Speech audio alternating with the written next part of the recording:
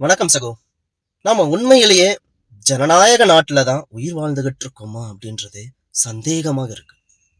வடநாட்டுல, டெல்லியில முக்கியமா நம்ம பிரதர்ஸ் அண்ட் சிஸ்டர்ஸ், இளைஞர்கள், மாணவர்கள், மாணவிகள் எல்லாரும் அடி உதப்பட்டு லட்டி அடி நீட் எக்ஸாம் அந்த ஒரு இஷ்யூஸை பேஸ் பண்ணி தன் உயிரையும் பணயம் வச்சு போராடிக்கிட்டு இருக்காங்க.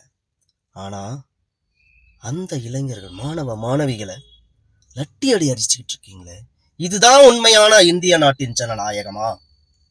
நம்ம தமிழ்நாட்டுல இன்றைய தமிழக முதலமைச்சர் சி ஜோசப் விஜய் அவர்களுடைய கடைசி படமான ஜனநாயக திருவிழா, இதுதான் உங்க ஜனநாயகமா?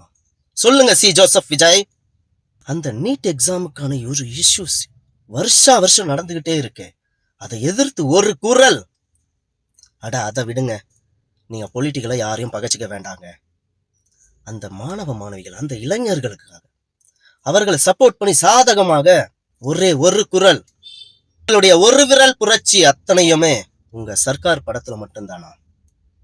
இந்த அல்லு சில்லு மாதிரி எல்லாம் நான் பேசக்கூடாதுன்றதுக்காகத்தான் இந்த மனசுக்குள்ள பொங்கி எழுந்துகிட்டு இருக்கிற அத்தனை வழிகளையும் கண்ணியமா நிதானத்தோட பேசணும்ன்றதுக்காக. இல்லைனா உங்களுக்கு எனக்கு வித்தியாசம் இல்லாம போயிடும். நன்றி, வாழ்க வளமுடன்.